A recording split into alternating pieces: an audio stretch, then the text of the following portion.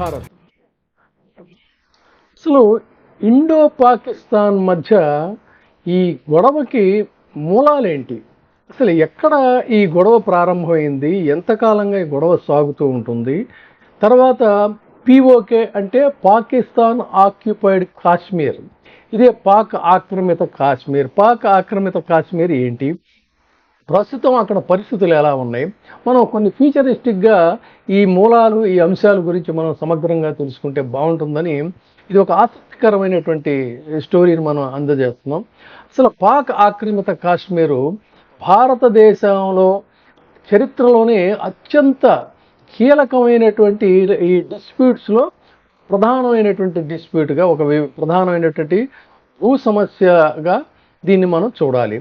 దీని మూలాలు ఎప్పుడు మొదలయ్యాయి అంటే భారతదేశ విభజన సమయంలో 1947లో ఎప్పుడైతే మనకి స్వాతంత్రం వచ్చిందో సరిగ్గా అక్కడి నుంచే, అంటే బ్రిటిష్ వారు భారతదేశాన్ని విభజించి అటు పాకిస్తాన్గా ఇటు భారత్గా రెండు ముక్కలుగా చేసినటువంటి సమయంలో దేశంలో ప్రిన్సిలీ స్టేట్స్ చాలా ఉన్నాయి. ఈ రియాసత్తులు స్వతంత్రంగా భారతదేశంలోను పాకిస్తాన్లోను కలపాలని చెప్పని ఆ రోజున వాళ్ళు నిర్ణయించుకున్నారు.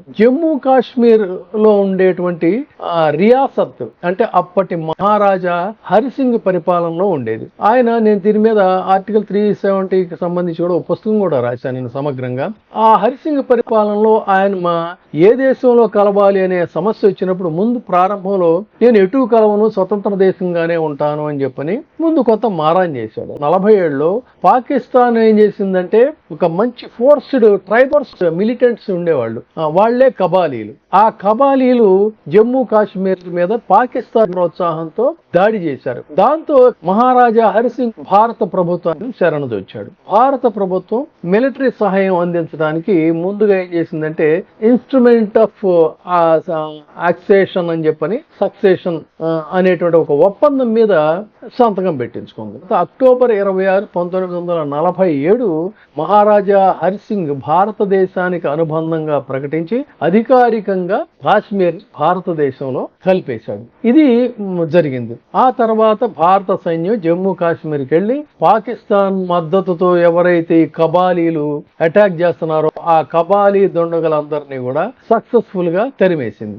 అప్పుడు దాంతో భారత్ కి పాకిస్తాన్ కి మధ్య యుద్ధం అనేటువంటిది మొదలైంది. యుద్ధం మొదలైన తర్వాత ఈ సమస్యని పరిష్కరించాల్సిందిగా ఐక్యరాజ్య సమితికి, అంటే ఈ బాల్ యుఎన్ఓ కోర్టులోకి వెళ్ళింది. అయితే 1949లో కాల్పుల విరమణ అనేటువంటిది యుఎన్ఓ జోక్యంతో జరిగింది. కానీ ఏదైతే వాళ్ళు కొంత ఆక్యుపై చేసుకున్నారో ఆ ఆక్యుపై చేసుకుని చొచ్చుకొచ్చినటువంటి భూభాగమేమో అది అలా ఉండిపోయింది. దాన్నే ఇప్పుడు పిఓకే అని చెప్పని పాక్ ఆక్రమిత కాశ్మీర్, పాకిస్తాన్ ఆక్యుపైడ్ కాశ్మీర్ గా దాన్ని పిలుస్తున్నారు. సో ఇది మెయిన్ డిస్ప్యూట్. ఈ డిస్ప్యూటెడ్ ల్యాండ్ ఏంటంటే ఇది ఇప్పటికీ కూడా భారతదేశందే అని చెప్పని, భారతదేశం మాదే అని పరిగణిస్తుంది. లేదు ఇది మాదే, ఇంకా మిగతా పార్ట్ కూడా మాదే అని చెప్పని వాళ్ళు అంటుంటారు. అసలు ఈ పిఓకేలో ఉన్నటువంటి భూభాగం ఏంటి అని ప్రధానంగా చూసుకుంటే అక్కడ గిల్గిత్ బాల్టిస్తాను. ఈ గిల్గిత్ బాల్టిస్తాన్ నుంచే ఎక్కువగా ఉగ్రవాదులకి అది ఒక స్వర్గధామంగా మారిపోయి అక్కడి నుంచే వీళ్ళు అటాక్స్ అవి చేస్తుంటారు.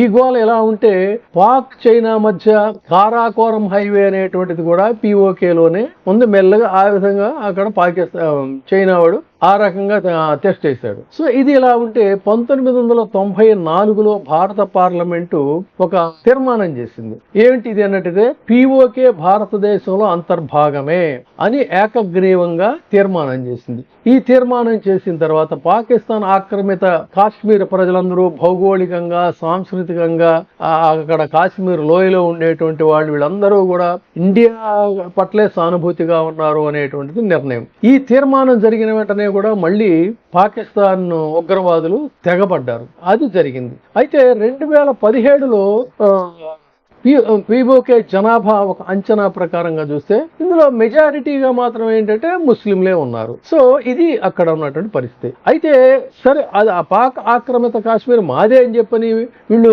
చెప్పారు. కానీ మరి వాళ్ళని పాకిస్తానీ పౌరుల్లాగానే వీళ్ళని చూస్తున్నారా పాకిస్తాన్ ప్రభుత్వాలు అని అంటే లేదు. వాళ్ళని పూర్తిగా నిర్లక్ష్యం చేసి సెకండ్ గ్రేడ్ సిటిజన్స్ కిందే చూస్తున్నారు. అది పూర్తిగా అసలు నెగ్లెక్టెడ్ ఏరియాగా కూడా మారిపోయింది. అలాంటి పరిస్థితుల్లో అక్కడ సరైనటువంటి వైద్య సౌకర్యాలు కానీ, విద్యా సౌకర్యాలు కానీ మినిమం అంటే మినిమంగా కూడా లేనటువంటి పరిస్థితుల్లో వాళ్ళ యొక్క పరిస్థితి దుర్భరంగా తయారవటం, ఉపాధి అవకాశాలు లేకపోవటం, ఈ విధంగా వాళ్ళు ఒక సెకండ్ గ్రేడ్ సిటిజన్స్ గా చాలా కాలం నుంచి ఇబ్బందులు పడుతున్నారు. ఇలాంటి పరిస్థితుల్లో నిజానికి ఇక్కడ సహజ వనరులు ఉన్నాయి, కానీ వాటిని యూటిలైజ్ చేసేటువంటి పరిస్థితుల్లో కూడా లేకపోవడంతో వాళ్ళ జీవన స్థితిగతులు ఇవన్నీ కూడా దుర్భరంగా తయారయ్యి, ముఖ్యంగా అన్ఎంప్లాయ్మెంట్ పెరిగిపోయి, అన్ఎంప్లాయ్మెంట్ వల్లే చాలా మంది ఉగ్రవాదులుగా ఆశ్రయించడం, కొంతమంది ఉపాధి కోసం గల్ఫ్ దేశాలకు వెళ్ళిపోవడం, ఈ విధంగా అక్కడ జరుగుతూ ఉంది. అయితే రావల్పిండి, ఇస్లామాబాద్, లాహోర్ లాంటి ప్రాంతాలకు కొంతమంది అయితే కొంచెం స్తోమత ఉన్నటువంటి వాళ్ళు వలస వెళ్ళిపోయారు. ఇది అక్కడ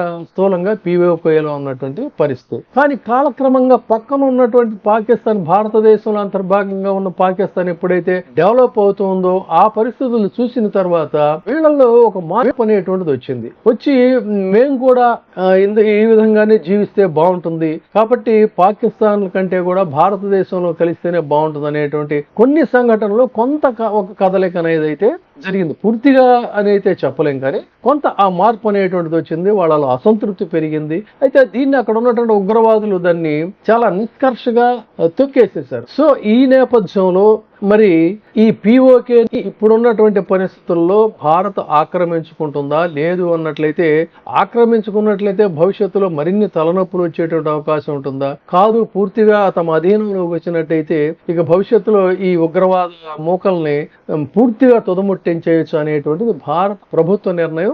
ఏం జరుగుతుందనేటువంటిది అయితే చూద్దాం. Thank you. ఇప్పుడే సబ్స్క్రైబ్ చేయండి, లైక్ చేయండి, షేర్ చేయండి.